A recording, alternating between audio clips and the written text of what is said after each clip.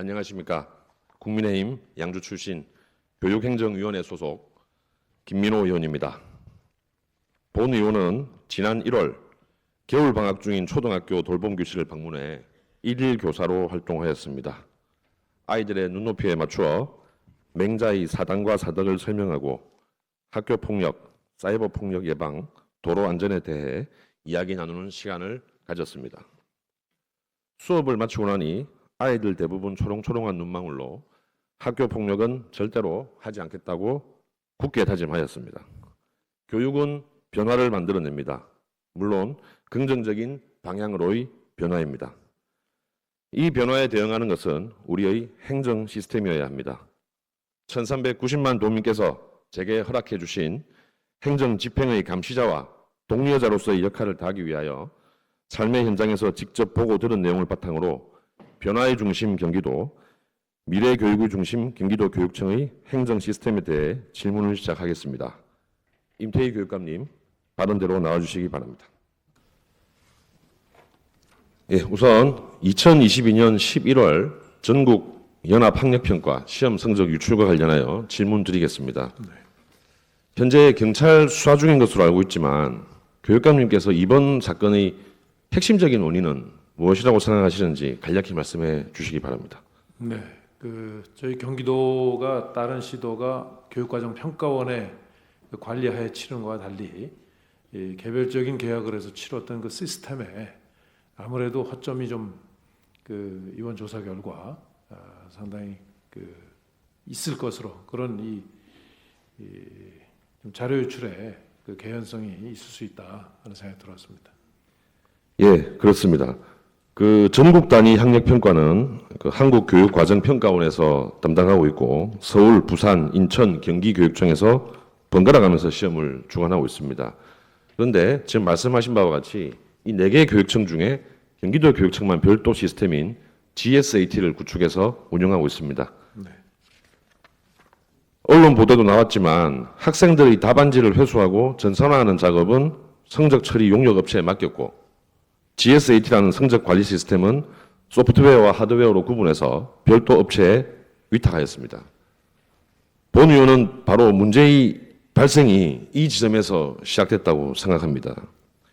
교육청에서 주관하는 경우에는 공무원을 포함한 관계자의 수가 매우 많고 성적 자료에 접근할 수 있는 경로 역시 많습니다. 즉 유출의 기회가 매우 많습니다. 상식적으로 생각할 때 담당하는 직원 외에 외부에서 접근하는 경우가 다양하면 그 작업은 더욱 철저하게 보안 관리를 해야 될 것입니다. 교육감 동의하십니까? 예, 마땅히 그래야 된다고 생각합니다. 그런데 지금 우리의 현실은 상식에서 많이 벗어난 것으로 보입니다. 화면을 함께 봐주시겠습니까? 예, 성적 처리 용역 과업 지시서입니다.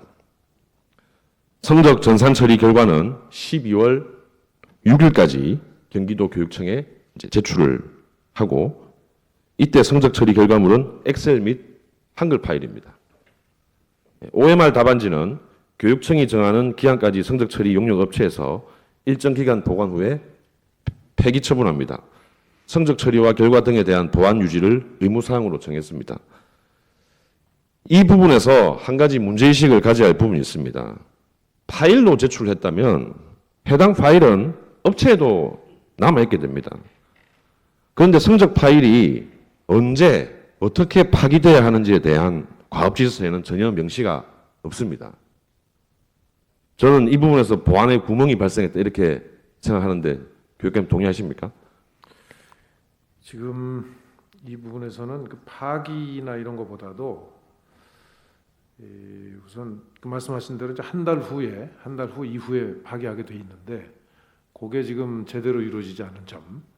근데 그 관례대로 그냥 그렇게 해온 것을 그냥 했기 때문에 지금 문제가 발생했다고 생각합니다. 그러니까 그 관례에 지금 큰 그렇죠. 문제가 있다고 관례 문제가 생긴 거죠. 예. 두 번째로는 이 엑셀 및 한글 파일에 이거는 굉장히 암호화에 상응하는 정도의 이 보안 조치를 해서 이게 이전이 돼야 되는데 불구하고 그냥 비밀번호 그러니까 들어가는데 암호만 걸어서 한 것이 당초에 규정에 돼 있는 암호화 내지는 그에 상응하는 정도의 보안 조치를 해라 하는 거하고는 좀 거리가 있다고 판단을 했습니다.